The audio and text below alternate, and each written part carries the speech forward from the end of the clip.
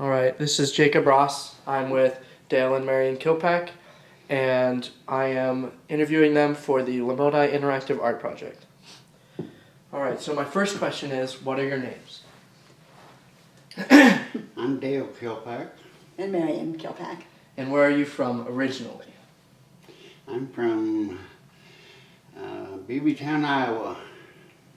And Hamilton, Illinois. Hamilton, Illinois? Mm-hmm. So what brought you to Lamoni? Graceland. Yeah, Graceland. I grown up in the church and just went with wanted to be at the church college. Mm-hmm. And your grandmother attended. Yeah. And a brother. And uncles. And uncles. As with most Community of Christ families, Correct. everybody and their Correct. dog is found at Graceland. Correct. And So- for me, the same thing. My mother came, and all my brothers and sisters came. So that was just expected. You went to the church college. My mother told me, you have to go to Graceland 1 year, then you can do whatever you want. I didn't want to come to Graceland. I wanted to go to University of Illinois. It's where all my friends were going. But she said, you will do Graceland 1 year. And I said, okay, my senior year. She said, no, your freshman year. And then I just kind of stayed. Yeah. So, what is your earliest memories of Lamoni? Well, I lived here as a child when I was between the ages of 4 and 6. We lived out in the country. And so one of the things I remember is going to reunion, and it was held on the Lamoni campus. And I can remember the orange drinks we had for snack time. And later on, when I was back here, there used to be a Lamoni dairy that used to be part of the college, and students worked out there and milk and farmed and everything else, but that was not happening when I was here. But the dairy, you would just go out there and you could pick up your gallon of milk or this orange drink, and you just signed your name. Nobody was there to pay for it. You just picked it up and took it, and then they'd send you, or you just went out and paid every month, I guess. Or they sent them, I guess they sent us a bill every month. But anyhow, the minute I tasted that orange drink, I'm like, oh my goodness, that's from my childhood. Uh-huh. But Lamoni, I mean, my mother came out, I don't think she missed a homecoming. So always Lamoni was just, and I was from a small town, so for me, it wasn't that much different, small town, small town. I didn't come from a big city, so. First memories is tennis courts where the Shaw building is at, and the recruiting office was right there across the street by the ad building, and they had units down along where the practice soccer fields are at. So, when you were here, do you remember any favorite childhood activities or childhood moments other than reunions? Well, we went to the Evergreen Church, which no longer exists, and we went to the Green School. It was a little country school. There were 14 of us at that school. And I have some good memories about that and some very bad memories about that. I was with 2 other people. We made up the whole kindergarten class, and we had the most of any class in that school. Wow. But the older kids helped us. And so I liked that a lot. And my brother and my 2 sisters were there too. And I can remember playing ball afterwards and getting hit in the head because I wanted to go home, and I stood behind the bat and got smacked. That wasn't a good idea. And I remember the big boys, there was a corn crib out there during, I guess, I don't know if it was recess or lunch hour. We would play in there. Well, one time the older boys locked us in there and told us about little green men that were going to come get us. So I was always very afraid of corn cribs. That's And my dad got backstory. polio while we were here. And so I have memories of the house. We had to go in and get shots, gamma globulin shots to protect us, supposedly. And I remember our house being quarantined and not being able to go see my father for months on end. He stayed at home, but yeah, we couldn't be near him. Wow. So, in your family, how are holiday traditions celebrated? We always got together as a family, and we had our turkey dinner and stuff. I came from a family of 6, so I mean, we always had a big gathering at the house. And Went down to your grandma's. You went down to Yeah. her. where they had 11, right? Yeah. My mother's family, there was 11 of them, and, well, 10 of them. And then ours was 6, and so we always had large gatherings for holidays. And everybody's family got together, usually at one place. Ours were much smaller. It's usually just our immediate family that were together. Did you have any special traditions, like things that you did as a family or anything of that nature? Well, the biggest thing I can remember, well, this is a child. You're talking about a child or you're talking about later? At any point. As a child, my mother converted the ping pong table and that became our dinner table for the holidays. I can remember that. And my aunt and uncle used to come over to that. For us, we have kind of, since we've been married, we've made New Year's our Christmas. So we've always celebrated Christmas on New Year's, which just happens to be our wedding anniversary as well. But we have done that for years and years so that the other side of the family can have their Christmas. We don't ever have to exchange and fight about who's going to have who for Christmas. So we've just worked that out, and that's worked very well for us to have that tradition. When my brother was alive, his big thing was to videotape every Christmas. But we were always games on both sides. Lots of games. Yeah, we played lots and lots of games. I mean, at the end of the day, it's like the time together that really counts. Absolutely, absolutely. So, what are your respective professions, and like, how did you choose that? Well, I started, graduated with an elementary degree, and I did that 1 year. In phys ed. In phys ed and elementary education. And then after the first year, they had a reduction of teachers because they had more teachers than they needed. So I ended up I went to the men's residence hall. I was head resident of Gunsullian Annex for 4 years. And then from there, I went into law enforcement, which I made my career of 30 years. And worked both at the sheriff's office and at the local police chief. So, do you have any stories and tales of being the police chief in Lamona? I have a lot of them. Probably the most notorious one is when the bank got robbed in 1999. I just went home and getting ready for a daughter's basketball game, and I got a call that the bank was being robbed, so I went and took out my position, and the vehicle is just leaving the area as I got there, and one of the firemen's officers told me that was the vehicle that had robbed the bank, and so he got in with me, and we pursued them down the Highway 69, and I followed them. To the interstate. Hmm? To the interstate. To the interstate.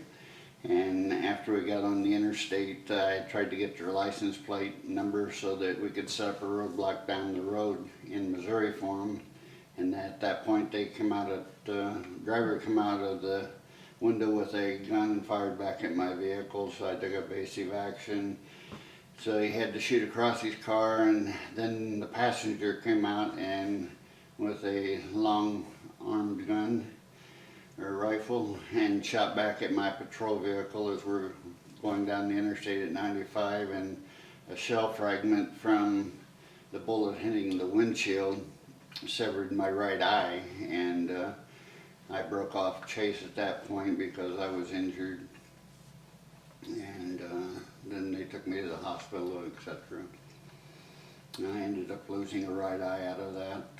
The boys were caught that had robbed a bank down at the border and didn't have the right paperwork to get into Mexico, and so they got caught at the border. And Well, then there's the diamonds. Hmm? The diamonds. The heist. Yeah, the diamond heist I worked on. There's a diamond heist? Yeah, diamond. There was a couple thieves robbed a diamond store, jewelry store in Des Moines, and they were coming down the interstate and made it to Highway 2, which goes through Leon, and I picked them up on the interstate and was in a pursuit of them. And one of them ended up wrecking his car, and and throwing diamonds out over a field. And I ended up catching those two, and then later that night we caught the other vehicle and an officer over by Corydon. And And they picked up diamonds in the field. yeah, picked up diamonds in the field for one. You could go on and on with stories, but those are probably a couple of the notorious ones. So Marion, what was your profession? I graduated from Grayson with a double major in psychology and elementary education. Well, I didn't really want to teach school, so I had a friend, and she was going to grad school, and she said, "Come with me." And I'm like, okay. She says, no, come with me. So she filled out my application, and I ended up getting an assistantship in school psychology. And so we both went to Indiana State University, and we got married that December, and in February I had a phone call from the director of housing, Dave Hazeltine at the time, at Graceland, and he said, "Would you consider applying for a hall director position?" I said, "What?" I had been a house president, but being a hall director had never crossed my mind as a profession. You know, I was going on doing other things. But Dale had not finished his degree yet, so to come back to Lamoni held its enticement for us. I had, during spring break, my plan was to come back and interview for schools in the area so that he could finish his degree. So instead, we came back. I think I still did the interview, and then we interviewed at Graceland as well. And they had decided, they had all the hall directors at that time had been older people, like in their 50s or 60s, and they wanted to try putting a young person in there. So I ended up getting that position, and I told them I would guaranteed I would be there for 2 years. And so that we moved into Tess Morgan, and we really liked it. That's when Dale had the teaching job. And then because we really liked Graceland and we really liked Lamoni, he went ahead and got other jobs and was in the police force a little tiny bit. And then when I was pregnant with my second child, decided I ought to leave after I'd been hall director at Tess for 5 years. And so then at that point, Dale applied for the hall director at the men's and got it, and we moved over to Gunsolly. So we Tess Morgan 5 years, moved to Gunsolly. First child in Tess Morgan, second child in Gunsolly. Yeah, I had the boy in Tess and the girl in Gunsolly, of course. So he was there for 4 years, and near the end of that time, well, during his 3rd year, and they asked me, "Would you still work part-time?" And I'm like, "Yeah, what?" And they said, will you be in charge of the house presidents? Would you be in charge of patronists? And would you be in charge of the units on 1/3 time? And I'm like, yeah, what? Sure, I'll do that. So I was still working in the area, but just not full-time. And so then the man who was dean of students and in charge of housing, we had a vice president for student life, and then we had a dean of students and a housing director. He decided to go over to talent search, and so they needed somebody to fill out the year. So they asked, the vice president called me up and he said, "Would you come over and would you fill the rest of the year starting April 1 and just go through the rest of the school year?" At that time, of course, we got out in May instead of like you do in April now. And so I said, sure. And he said, well, come on over to the office in March and then you can work for a month and find out what it's like. Okay, so I did that, and the first requirement, Frank Huff was president at the time, he said, "I want you to come up with a plan on how to improve the housing system." Okay, and so then I hadn't been on the job very long when they asked me to go to the executive council and present my plan. Well, I'm like, I'm just a little young person, and I'm like, what am I doing at the executive council with the president and all the vice presidents? But I laid out a 9-point plan of what I would do to improve the housing system, and they said, do it. And I'm like, okay. So one of them was to close Patronus. That was one of them at the time, to close it as a residence hall. And then it was to change brother and sister houses so that they weren't, because before the brother and sister houses were together, once you were with that sister house that was yours forever. And I thought it would be better if people got to know more people, so it started that rotation of houses having different brother and sister houses. And there were some other things too, but those were some of the things. And so then when that 3 months were up, nobody said anything. And so I just stayed on, as near as I can tell. I mean, that 3 months turned into we still lived in the men's halls for another year after that. And then Dale decided that, well, we both decided that probably was not a best place. Our son was 5 years old at the time, and I can remember him just standing out as the men were playing baseball in that back lot behind the building. And he'd just stand there with his little ball and glove, you know, and of course they're not going to let him play, and they shouldn't let him play. Which I said, okay, it's time, we got to get out of here. So then we moved downtown. And then I continued in my job, and the vice president who I was working for died in office. Wow. Yeah. That was Newell Yates. Newell R. Yates, who had the leadership, your leadership grant comes, part of that's from Newell R. Yates, who was a vice president for 9 years at Graceland. And he was in office, he died in September. And so that year then they asked me if I would be acting dean of students. And so I did that along with my housing job till May that year. And at the end of May is when they hired Tom Powell to come in as the vice president and a dean of students. And then he named me associate dean and director of Res Life. And so Tom and I worked together for 25 years in those positions until he died in office. And I'm like, what is this? But anyway, at that time then, I was, again, at that point I was, I guess John, I can't remember, John made me dean of students or whatever, but I was in that position until like a year, and then he said, I'm naming you vice president for student life and dean of students. Even though I told him I really loved housing. I'd been in housing 37 years at that point. I loved it. I love housing. I loved working with the house presidents. I loved working with the students. And I had found out every time you moved a position from house president to hall director to housing office, then to the dean, every time you moved further away from students. And students is what I really, really enjoyed. So I told him, you find somebody for that position, I got 4 more years and I'm retiring, so. But then they really couldn't find anybody, and I said, okay, I'll do it. I'll just do it. And that's when I got Deb Skinner then to come as director of housing. But I won't say that I chose that as a career. I'll say it chose me. But I loved it. When I took an interest test years and years ago, I had about 10 things I was interested in, and this particular job filled all of them. Because I got to do budget, I got to do planning, I got to be interactive with people, everything I wanted. I could have fun, which is a big number one for me. Mm-hmm. So it worked out very well, but it's not a career that I really educated myself for. Neither was a police career for him, but we stayed because of Graceland and because of Lamoni, both. Mm-hmm. So as you've been here throughout, that's many like years. 45 longer. years. I came in '66 and I've been here since. So 53 now. So Yeah. over the last 53 years, you've made a lot of connections. Like, what places in town do you have a physical connection to, and what places in town did you have a connection to that are no longer here? Well, certainly Graceland. Graceland would be the number one spot where I'm connected. And out on campus, it would have been the ad building and the MSC. Well, and then Tess and Consolidated Grable too.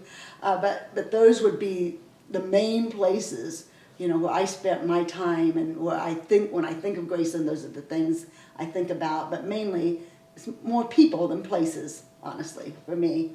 In town, the church, the Community of Christ Church would be a place. Honestly, Grayson's it for me. He did a lot more town things. Yeah. I mean, when we were first at Graceland, the athletic center was Zimmerman. Oh, wow. And you had the seating up above the players, and so everybody was down below, and so Clausen Gym was a major thing for us, especially for me, because I was in athletics and did track and football and wrestling. And downtown, I don't know The park. We spent a lot of time. we spent a lot of time up at the park. Yeah, I did the summer rec thing Yeah. for 3 or 4 years. And all of my kids were athletes, so they played baseball and softball. And so a lot of the community schools, certainly the community schools, because we had 3 children, and they were very, very active. She knew the college personnel, and I knew most of the people in Lamoni and around the county.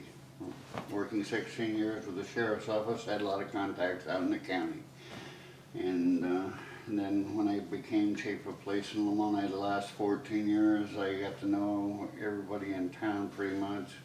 So we had a good working relationship. Sometimes we felt like she had them out on campus and I had them downtown, so it was kind of frustrating in some ways. Well, we didn't share that information We didn't back share a and lot of forth. information because it was confidential And in their dealings. students didn't necessarily pick up the fact that we were related. Yeah. You know, they see, students see you where you are, don't really think about you having a life outside of that. But I can remember I was at my daughter's, she played volleyball at Graceland when she was a freshman. And she was playing in this, and I was out there watching, and Dale came over and he was standing by me, and he was in uniform because he was working, but he was standing there watching a little bit. And one of the women said to Kim, my daughter, she said, I think that policeman's got a thing for your mom. Oh, and Kim embarrassedly said, well, I hope so is my dad. But then all that time that they've been together, and she had no idea. Yeah. The 2 of us were related. So. So, what aspects of Lamoni do you think are underappreciated? Well, I know that people from different cultures and stuff feel more accepted in Lamoni than they are in neighboring towns, for example. And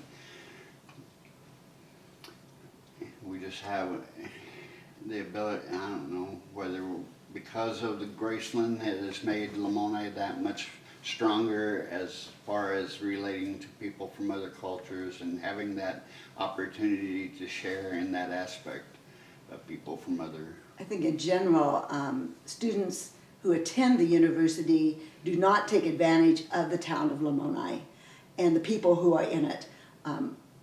Many people who live in Lamoni are very close to the university and love having students here. And I think sometimes that students don't appreciate the efforts that are made on their behalf. Certainly the merchants in town, work hard to try to meet some of the needs of the Graceland students, and all of the churches, whether it's Community of Christ or the Methodist or Baptist or whatever church it is in the area, love to see students, and we love the life, the energy that comes into this town. And I don't know that that students appreciate the history and the backing that this community has had for Graceland, and that Lamoni has been just the foundation, I guess. I mean, it is what holds Graceland up. I mean, we have a very symbiotic relationship. Now, there are people in Lamoni who live here who are not Community of Christ and not related to the university in any way, and sometimes I think they feel left out in some ways, or what are you people taking over our town for? I think that happens sometimes too, but I think that's a rare instance and not the norm. So, do you have any, what can the community do to change that? Like, what can Lamoni, or not Lamoni, but, what are steps for change so that we... I've seen the campus and different groups out there do, like last year they did some painting out here on Liberty Hall, the little things that make a difference, and Christmas tree lighting stuff that different, where they did the train there in Central Park. There's just so many things that the university offers to the community to try to feel included and to let them know that they care about us too. So I think there's been great strides on that behalf, and I think what they're doing with Enactus, I know that they've been very, very involved in the community and helped businesses and helped people get a better sense of what's here in Lamoni. I think the Student Activities Office has tried hard. I know Diana Jones with the diversity has tried very, very hard to get the intercultural fair going and other kinds of things. So I think just continuing those kinds of activities, I think it's something that's there and happens when it happens, but when you're a university student, the last thing you're thinking about is how do I make a town happy? Yeah. It's like what's that got to do with me? So I don't think that's unusual or strange that students don't look around and say, how can I get involved in this community? I think it really behooves those of us who live in the community to take more interest in what's going on out at the university. And through the years, I've seen the numbers dwindle who come to the athletic events, who come to the fine arts events. It seems like there's less and less community involvement in those.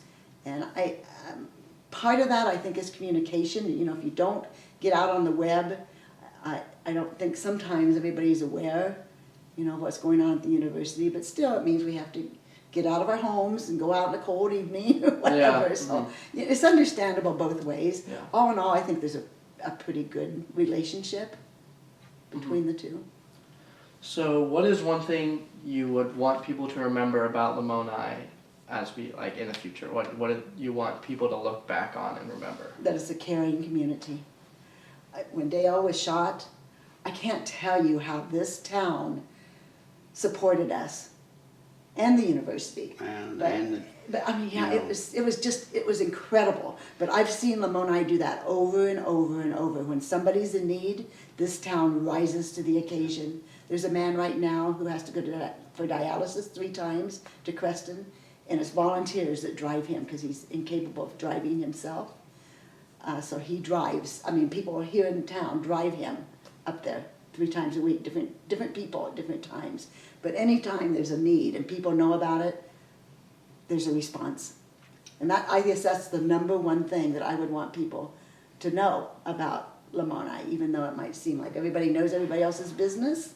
That's a good thing. When my children were little, I didn't worry about them running around town or being on their bicycles in the daytime or whatever else, because if they did something they weren't supposed to be, Dale got a call, I got a call.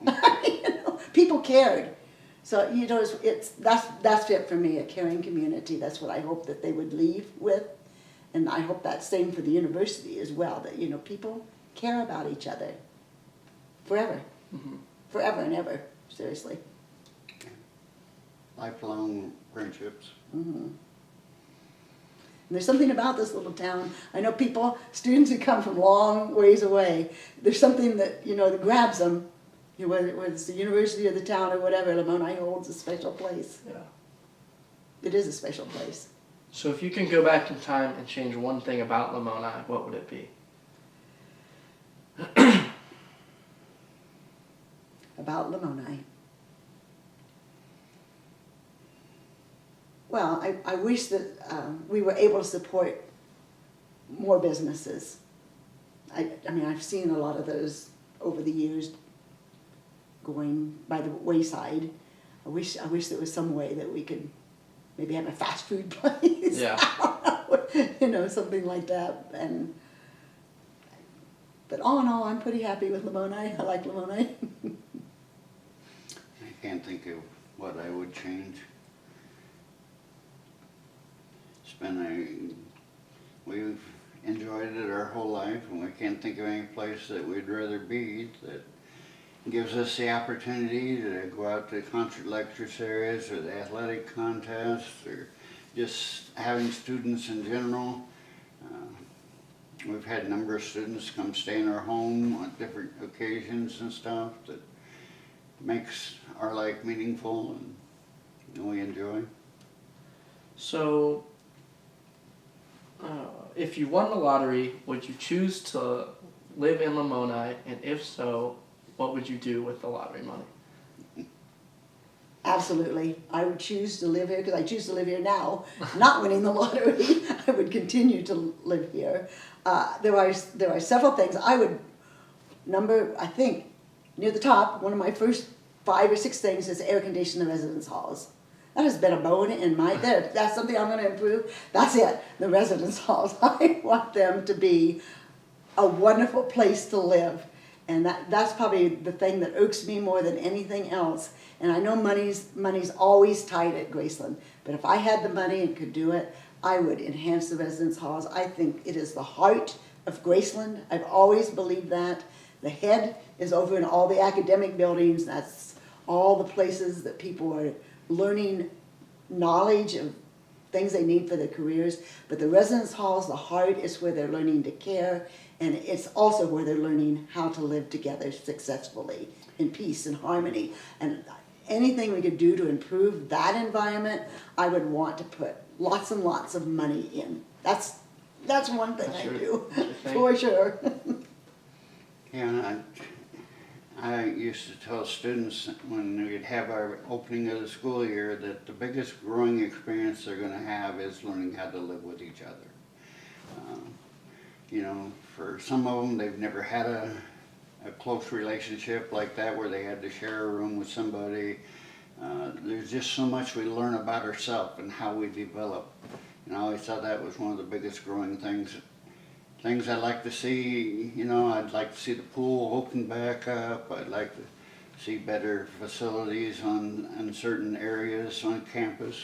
And we make fantastic strides in that from when we were students. The Shaw Center, the Zimmerman, I mean, the library, I mean, MSC now. the chapel, I mean, MSC now. Newcomb Union. I mean, there's been so many things, and we see that as we look to the future, or as our years are declining. I mean, we decided to make commitments to Graceland and our wills and stuff because we think it's an important place, and we look forward to seeing the new changes that come about.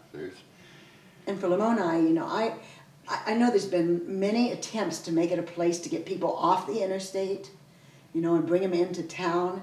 And I wish we could have something. I know my mother always said, well, let's have something like, let's make it Redbud City.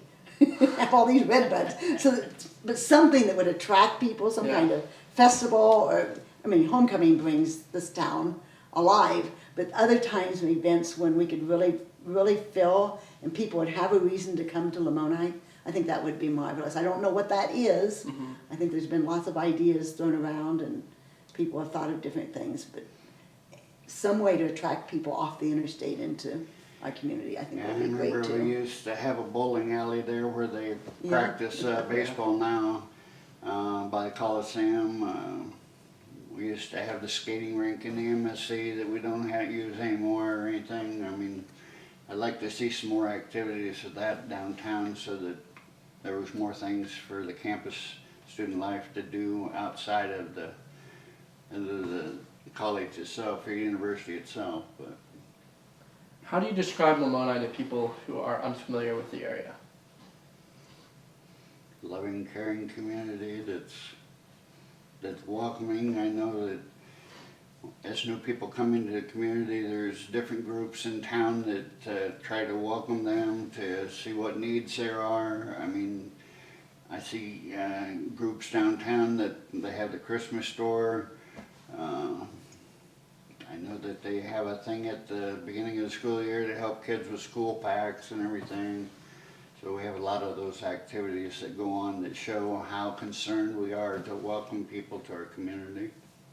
I think it's like one of the best places to be that has everything. And I really mean that. I know people think that's crazy. But if I need something at the grocery store, you know, I'm talking 7 minutes. I doubled my commute when I used to live downtown to when we moved out here, so it's now 7 minutes. But you can get anything.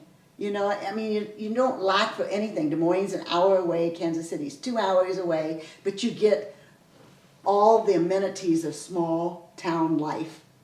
You know, and I think that's really special. And then on top of it, we have the university, which is just an added convenience for brings all kinds of things to the community that not other places just really don't have. So for me, I think Lamoni has it all. I don't know what else to say. I mean, we have internet. We didn't used to have television. When I was a student here, you watched snow on the TV.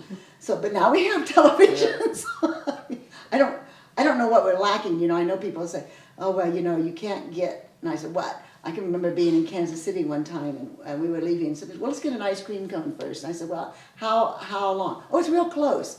45 minutes later, we were at the ice cream place. I said, "Are you kidding me? I could have almost been to Cameron by now." Yeah. You know, and if we want an ice cream cone, Pierce's Dairy is what? Yeah. Just up the road. I mean, so that's part of what I like. No stoplights, love that. Yeah. You don't have to hurry, but you don't have to sit and wait either. That's what I find when I get to the city. I sit and wait and sit and wait and sit and wait. Yeah. That's a good saying. You don't have to hurry up, but you don't have to sit and wait. Yeah, that's what that it is for me. You know, you can live your life at the pace that you choose. Yeah. Well, thank you guys for letting me interview you. Really, for all the stories. Hope we haven't bored you to tears. Oh, not at all.